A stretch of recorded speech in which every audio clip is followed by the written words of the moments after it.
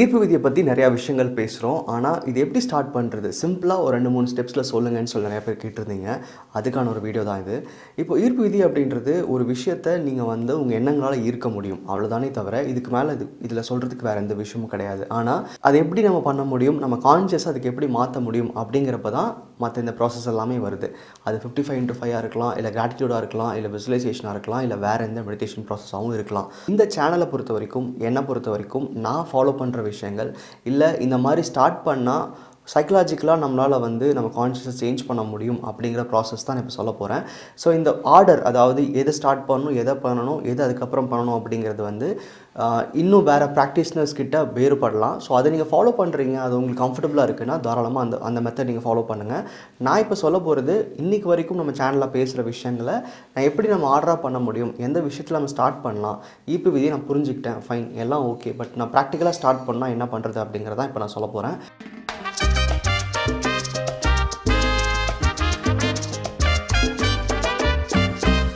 First விஷயம், நம்மளோட conscious வந்து எந்த ஒரு முயற்சிக்குமே வந்து தயாராக இருக்கணும். அதாவது வந்து இந்த மேனிஃபெஸ்டேஷன் ப்ராசஸ் மட்டுமே இல்லை, எந்த ஒரு புதுசாக ஒரு விஷயம் நீங்கள் தொடங்குறீங்கனாலுமே அதுக்கு நம்ம கான்ஷியஸ் வந்து அக்செப்டன்ஸ் கொடுக்கணும். அதுக்கு முக்கியமான விஷயம் கிராட்டிடியூட், அதாவது நன்றி எழுத ஸ்டார்ட் பண்ணுறது. காரணம் என்னென்னா, நம்ம ஒரு விஷயத்தை எதிர்பார்த்து மேனிஃபெஸ்ட் பண்ணும்போது நமக்குள்ளே வந்து எப்போவுமே ஒரு இல்லாமைங்கிற அந்த ஃபீல் இருக்கும். ஏதாவது நமக்குள்ளே வந்து ஒரு சின்ன ஒரு குழப்பமோ இல்லை வந்து அது இல்லையேங்கிற அந்த கவலையோ எப்பவுமே இருந்துக்கிட்டே இருக்குது. அப்போது அதோடு சேர்த்து நீங்கள் மேனிஃபெஸ்டேஷன் ஸ்டார்ட் பண்ணும்போது நிறைய கம்ப்ளைண்ட்ஸோடு தான் நம்ம இருக்கிறோம்.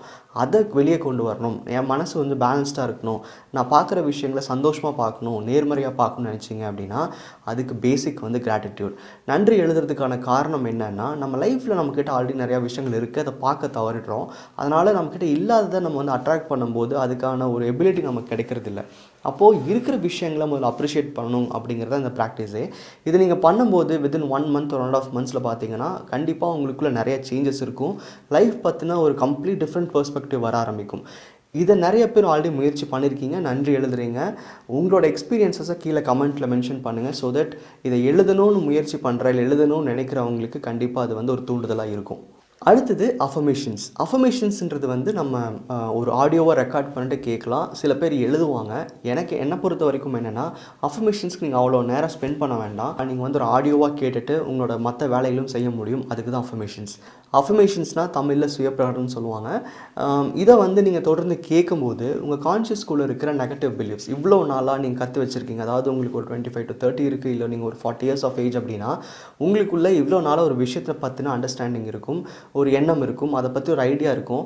ஆனால் இப்போ நீங்கள் செய்கிற முயற்சியின் மேலே அந்த ஐடியா, அந்த இன்ஃபர்மேஷன் எல்லாமே ஒரு நெகட்டிவ் இம்பேக்ட் கொடுக்குது அப்படின்னா உங்களோட ப்ராசஸ் வந்து டிலே ஆகிறதுக்கான வாய்ப்புகள் இருக்குது. ஸோ உங்களுக்குள்ளே உங்களை அறியாமல் இருக்கிற நெகட்டிவ் பிலீஃப்ஸ், அதாவது எதிர்மறை எண்ணங்களை ஈஸியாக அழிக்கிறதுக்கும் அதுக்கு பதிலாக நேர்மறை எண்ணங்களை போத்துறதுக்கும் தான் இந்த அஃபர்மேஷன்ஸ் ஹெல்ப் பண்ணுது. என்னை பொறுத்தளவுக்கு இது ரொம்ப ஷார்ட்கட்டான மெத்தட். நீங்கள் வந்து ஒரு ஆடியோ கேட்டுட்டு உங்கள் கான்ஷியஸை மாற்ற முடியும் அப்படின்னா இது நீங்கள் கண்டிப்பாக பண்ணலாம்.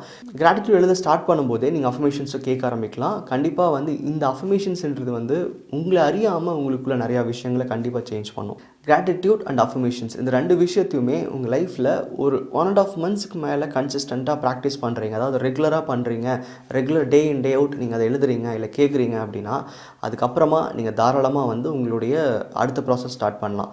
ஏன் வந்து இந்த 2ஐயும் பேஸாக வச்சுக்கணும் அப்படின்னா, முதல்ல உங்களுக்கான பிளாட்ஃபார்ம், நான் வந்து என்னோடய கான்ஷியஸை வந்து என்ன வேணுமோ அதுக்கு தகுந்த மாதிரி நான் டியூன் பண்ணிக்கிறேன் அப்படின்னா கண்டிப்பாக இந்த 2 ப்ராசஸும் ஹெல்ப் பண்ணும். அப்போ தான் நீங்கள் கொஞ்சம் பீஸ்ஃபுல்லாக இருப்பீங்க, நேர்மறையான விஷயங்கள் உங்கள் லைஃப்பில் வர ஆரம்பிக்கும். அந்த நேரத்தில் உங்களுக்கு என்ன கோல் இருக்கோ, என்ன தேவைகள் இருக்கோ அதை வந்து சில டூல்ஸ் மூலமாகவோ இல்லை உங்களுக்கு தெரிஞ்ச ப்ராசஸ் மூலமாகவோ நீங்கள் யூஸ் பண்ணுறீங்கன்னா கண்டிப்பாக அதை வந்து நீங்கள் ஈஸியாக மேனிஃபெஸ்ட் பண்ண முடியும். ஸோ அடுத்தது என்னை பொறுத்த வரைக்கும் விசுவலைசேஷன் ஸ்டார்ட் பண்ணலாம், இல்லை நீங்கள் விஷன் போர்ட்ஸும் யூஸ் பண்ணலாம். இந்த 2 விஷயமே கிட்டத்தட்ட பார்த்தீங்கன்னா உங்கள் ஃபியூச்சர் நடக்க போகிற விஷயங்களை இன்றைக்கி நீங்கள் வந்து யோசிக்கணும் அப்படிங்கிறது தான்.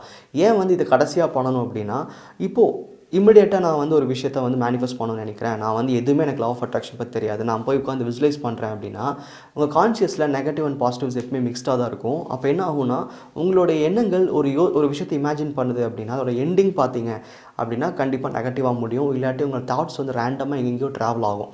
ஒரு வேளை லா ஆஃப் அட்ராக்ஷனாகவே விசுவலைசேஷன் தான் அப்படின்னு தெரிஞ்சு வச்சுருக்கிற உங்களில் நிறையா பேர்த்துக்கு இதை நீங்கள் ட்ரை பண்ணும்போது புரிஞ்சிருப்பீங்க. நான் ஸ்டார்ட் பண்ண விசுவலைசேஷன் ரொம்ப நல்லா இருந்தது, நான் வந்து அதை இமேஜின் பண்ணும்போது நடுவில் எனக்கு நிறைய நெகட்டிவ்ஸ் வருது அப்படின்னு சொல்லியிருப்பீங்க. இல்லை அதன் மூலமாக பெருசாக அவுட்கம் எனக்கு தெரியலன்னு சொல்லியிருப்பீங்க. ஸோ அப்படி இருக்கீங்கன்னா கிராட்டிடியூட், அஃபர்மேஷன்ஸ், அதுக்கப்புறமா விசுவலைசேஷனுக்கு வாங்க. காரணம் என்னென்னா அதுதான் balanced way of approach. So visualisation பொறுத்த வரைக்கும் நான் அவ்வளோ விஷயங்கள் நம்ம சேனலில் பேசல, ஆனால் அதை பற்றி ஒரு கம்ப்ளீட் வெப் சீரிஸ் இந்த மந்தில் ஃபேஸ்புக்கில் நான் அப்டேட் பண்ண போகிறேன். ஃபேஸ்புக் குரூப்பில் நீங்கள் இல்லை அப்படின்னா விசுவலைசேஷன் பற்றி தெரிஞ்சுக்கணும்னு நினச்சிங்கன்னா கண்டிப்பாக நீங்கள் அதை பற்றி டிஸ்கிரிப்ஷனில் செக் பண்ணுங்கள். எப்படி ஜாயின் பண்ணுறன்ற ப்ராசஸ் நாங்கள் அப்டேட் பண்ணியிருக்கேன். அடுத்தது விஷன் போர்ட்ஸ். விஷன் போர்ட்ஸ் பொறுத்த வரைக்கும் உங்களுக்கு ஒரு சின்ன ரிமைண்டர் லைஃப்பில், அதாவது என்ன பர்பஸ்க்காக நான் வந்து இதெல்லாம் பண்ணுறேன், என்னோடய லைஃபோட எக்ஸ்பெக்டேஷன்ஸ் என்ன, எனக்கு என்ன தேவைகள், எனக்கு எது சந்தோஷங்கள்னு நான் நிறைய விஷயம் வச்சுருப்பேன். ஆனால் நம்ம ரெகுலர் ரியாலிட்டியில் இன்றைக்கி நான் ஒர்க் போகிறேன், நான் பிஸ்னஸ் பண்ணுறேன், என் ஃபேமிலியை பார்க்குறேன்ற அந்த ரியாலிட்டியில் நம்ம நிறைய நேரங்களில் நம்மளோட கோல் என்னன்றதை மறந்துடுவோம். ரேண்டமாக அதை பற்றி யோசிப்போம், பட் அது பெருசாக நமக்கு அதில் இன்வால்மெண்ட் இருக்காது.